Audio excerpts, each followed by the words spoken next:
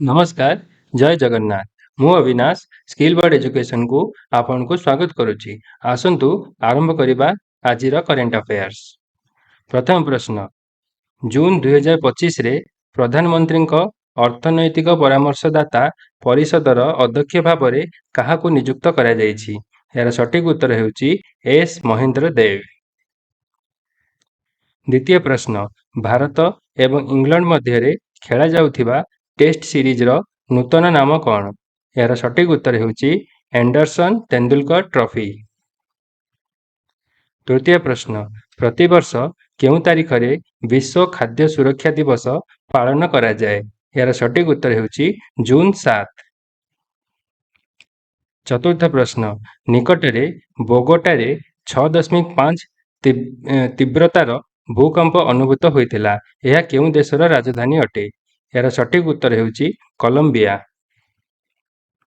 ପଞ୍ଚମ ପ୍ରଶ୍ନ, ନିକଟରେ ଦକ୍ଷିଣ ଆମେରିକୀୟ ଦେଶ କଲମ୍ବିଆରେ ଏକ ନିର୍ବାଚନ ରାଲିରେ ଜନତାଙ୍କୁ ଉଦ୍ବୋଧନ ଦେଉଥିଲା ବେଳେ ଜଣେ ରାଷ୍ଟ୍ରପତି ପ୍ରାର୍ଥୀଙ୍କୁ ଗୁଳିମାଡ଼ ହୋଇଛି।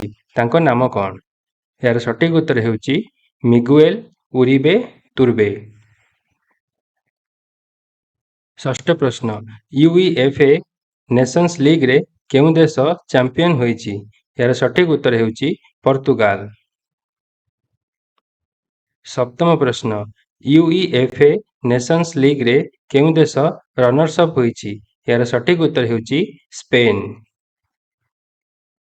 ଅଷ୍ଟମ ପ୍ରଶ୍ନ, ବିଶ୍ୱର 1 ନମ୍ବର ଖେଳାଳି ଜାନିକ୍ ସିନରଙ୍କୁ ପରାଜିତ କରି ସମ୍ପ୍ରତି କିଏ ଫ୍ରେଞ୍ଚ ଓପନ ସିଙ୍ଗଲ୍ସ ଟାଇଟଲ ହାସଲ କରିଛନ୍ତି?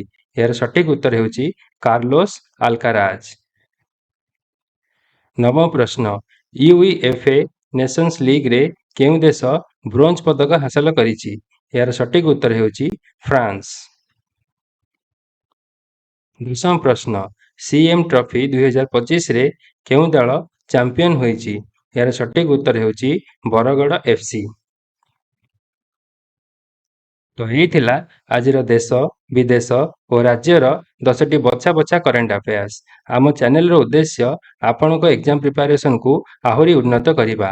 ଭିଡ଼ିଓ ଭଲ ଲାଗିଥିଲେ ଲାଇକ୍ କରନ୍ତୁ, ଆପଣଙ୍କ ସାଙ୍ଗମାନଙ୍କ ସହିତ ସେୟାର କରନ୍ତୁ। ଏମିତି ନୂଆ ନୂଆ ଭିଡ଼ିଓ ପାଇଁ ଚ୍ୟାନେଲକୁ ଆଜି ହିଁ ସବସ୍କ୍ରାଇବ କରି ପାଖରେ ଥିବା ବେଲ୍ ଆଇକନକୁ ପ୍ରେସ୍ କରିଦିଅନ୍ତୁ ଏବଂ ନିମ୍ନରେ ଆପଣଙ୍କ ମତାମତ ଅବଶ୍ୟ ଲେଖନ୍ତୁ। ଧନ୍ୟବାଦ। ଜୟ ଜଗନ୍ନାଥ।